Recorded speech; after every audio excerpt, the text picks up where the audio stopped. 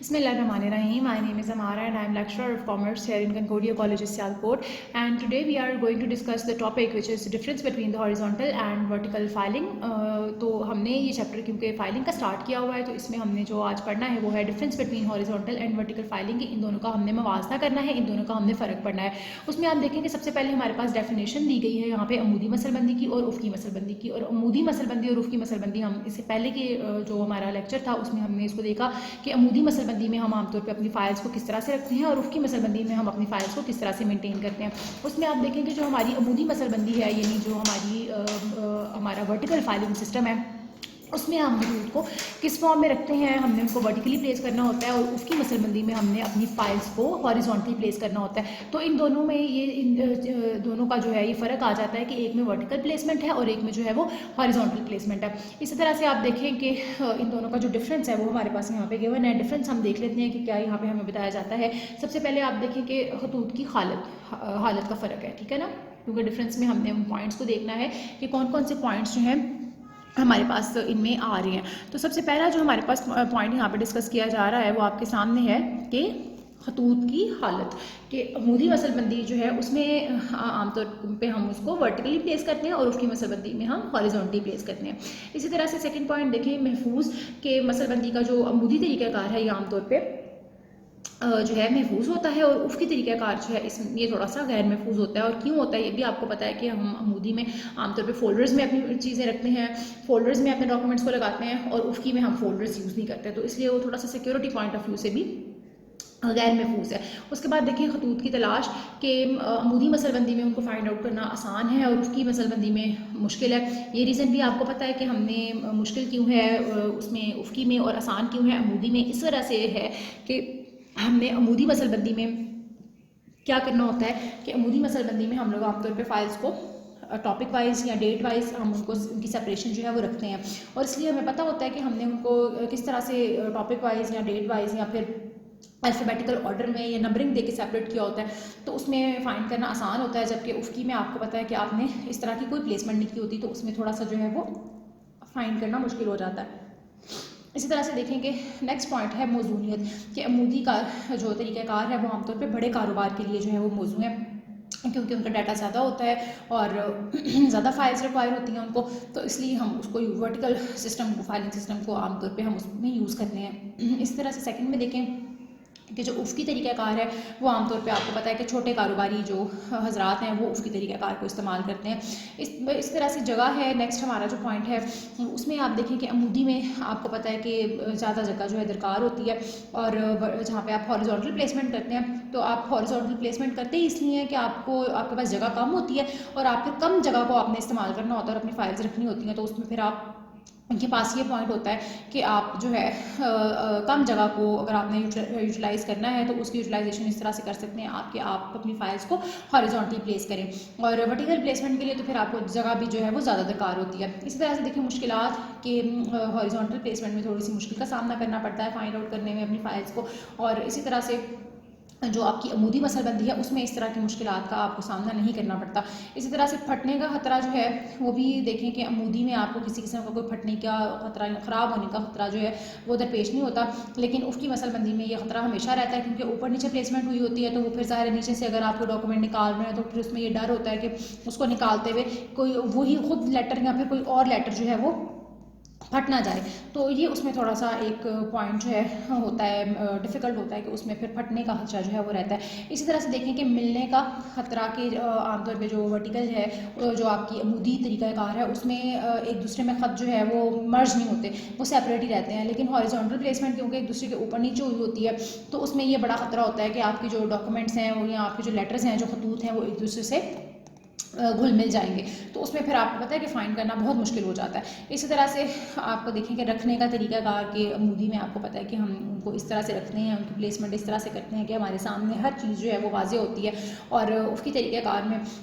रखने का तरीका भी इस तरह से होता है कि ऊपर नीचे रखा जाता है, तो उसमें फिर आपको समटाइम्स जब ढूंढना होता है तो फिर समझ में नहीं आती कि किस तरह से अब आपने उसको फाइंड आउट करना है। और अखराजात की जहाँ तक बात है तो अमूदी मसलबंदी में अखराजात आपको पता है कि ज़्यादा आते हैं क्योंकि जगह ज़्यादा दरकार होती है फ़ोल्डर्स दरकार होते हैं और उफ़ की मसलबंदी में आमतौर पे अखराजात कम होते हैं। इस तरह से देखें गुम होने का ख़दशा जो है वो भी जो आपके अगर हम फ़ोल्डर्स की बात करें कि जो आपका अमूदी मसलबंदी है उसमें क्योंकि फ़ोल्डर्स आपके खुले होते हैं, ठीक है, उन्हीं में आपने उनको पेपर्स को रख दिया होता है तो उसमें थोड़ा सा गुम होने का खदशा जो है वो ज़्यादा होता है। लेकिन उफ़ की में क्योंकि आपने सबको एक ही में गद्दे के ऊपर रख के उनको बाउंड किया होता है या फिर नॉट बनाई होती हैं तो उसमें आमतौर पे गुम होने का खदशा नहीं होता। और जहाँ तक लचकदार की बात है, फ्लेक्सिबिलिटी की बात है, तो अमूदी तरीक़ेकार में ज़्यादा फ्लेक्सिबिलिटी होती है, एडिशन कर सकते हैं आप, फाइल्स में ऐड ऑन कर सकते हैं, लेकिन क्योंकि आपके पास जगह भी ज़्यादा होती है। और उफ़की में आमतौर पे आप को जो मसला दरपेश आता है वो ये होता है कि उसमें फिर आप ये नहीं कर सकते कि उसमें किसी किस्म की एडिशन करें क्योंकि जगह पहले ही कम होती है और आपने फाइल्स इस तरह से प्लेस की होती हैं कि एडिशन मुश्किल हो जाती है। तो ये तो हमारा डिफरेंस था। The next topic is indexing यानी इशारिया साजी। इंडेक्सिंग आपको पता है कि ये क्या होती है, बहुत ही आसान टॉपिक है, इसकी हम डेफिनेशन रीड आउट करते हैं और इस डेफिनेशन से आपको अंदाज़ा हो जाएगा कि हम किसके बारे में बात कर रहे हैं। और ये आपको एक इंडेक्स अपनी बुक्स में, हर बुक में जो है इंडेक्स बना हुआ नज़र आता होगा और यकीनन आप कोई भी अपनी बुक खोल के तो वहाँ से इंडेक्स को देख सकते हैं। लेकिन यहाँ भी मैं डेफिनेशन पढ़ देती हूँ सो दैट कि you have a better understanding of the topic which we are going to discuss.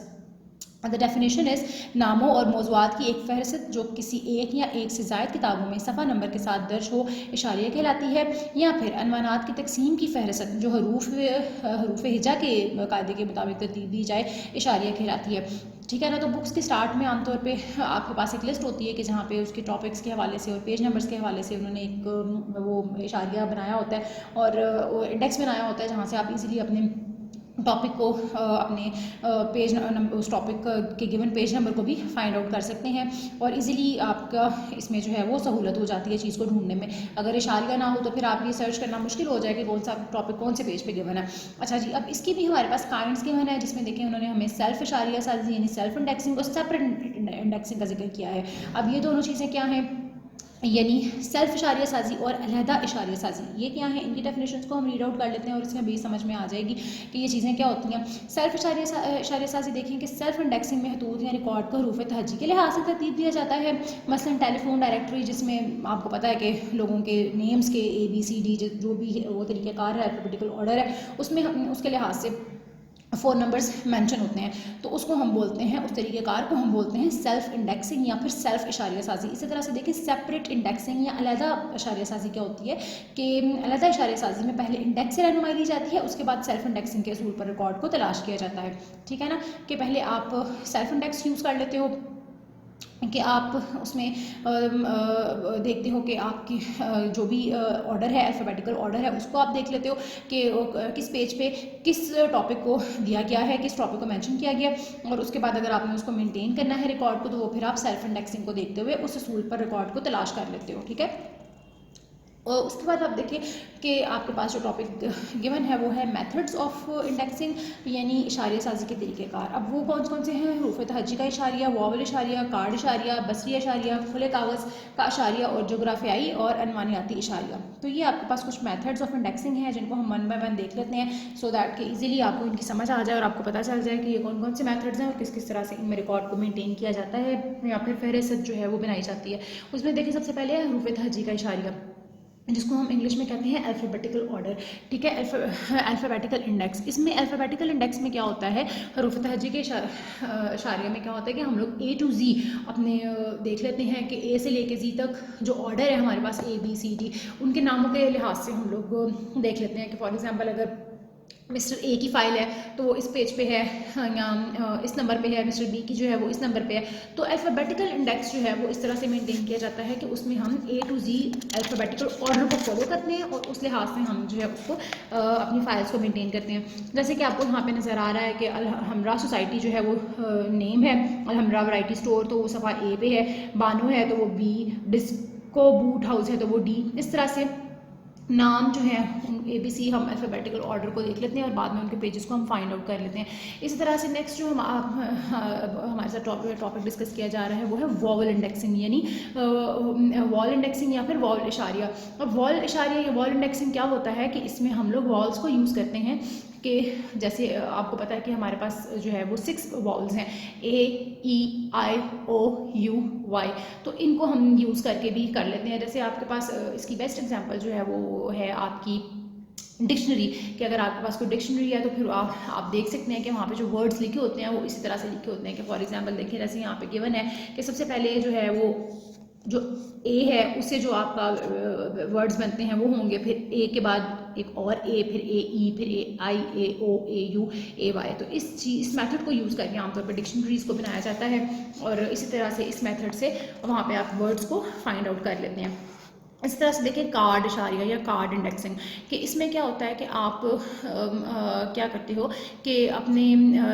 जिन पर गाहक या मरासला निगार का नाम पता दर्ज होता है, इस तरह के कार्ड्स को आप यूज़ करते हो कि जिस पे आप कस्टमर का जो नेम और एड्रेस है वो लिख देते हो और वो कार्ड जो है वो आप जिस भी कबर्ड में आपने उस फाइल को रखा होता है उस कबर्ड के बाहर वो कार्ड आप लगा देते हो, ठीक है। तो उसको हम कहते हैं कार्ड इंडेक्सिंग। कि आमतौर पर आप अपने यूनिवर्सिटीज़ में, कॉलेजेस में आप इस चीज़ को विज़िट करते हैं, जब उनको विज़िट करते हैं तो आप इस चीज़ को देखते हैं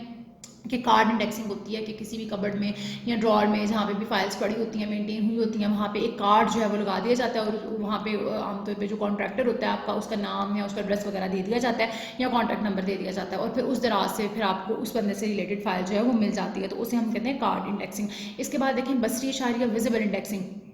बसरी अशारिया साजी से मुराद अशारिया साजी का ऐसा तरीक़ाकार है कि जिसमें कार्ड को दराजों में रखने की बजाय धात के बने हुए फ्रेमों में इस तरह लगाया जाता है कि उन सब कार्ड्स को एक ही नज़र में देखा जा सकता है, ठीक है ना। यानी कि आप फ्रेम्स बना देते हो और उसमें फिर आप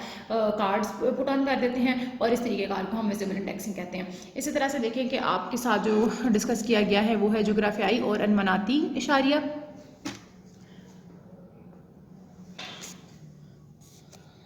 अच्छा जी, इसमें आप देखें कि जोग्राफियाई और अनमनाती या जियोग्राफिकल सब्जेक्ट इंडेक्स में आमतौर पे क्या होता है कि कुछ इदारे अपनी हितो किताबत और कागजात को उनकी जगहों या इलाकों की बुनियाद पर रखना ज़्यादा मुफीद समझते हैं जहाँ से ये भेजे जाते हैं, ठीक है ना। तो फिर जाहिर है उनको अगर कोई लाहौर की बुक है तो उसको फिर आप लाहौर वाली जगहों पर रख दें, कोई आपके कराची के डॉक्यूमेंट्स हैं उनको कराची वाले उसमें रख दें, कबर्ड में रख दें। तो इस तरह से जब आप इंडेक्सिंग करते हैं तो वो आपकी जोग्राफियाई या फिर अनमनाती इंडेक्सिंग कहलाती है कि आप उसके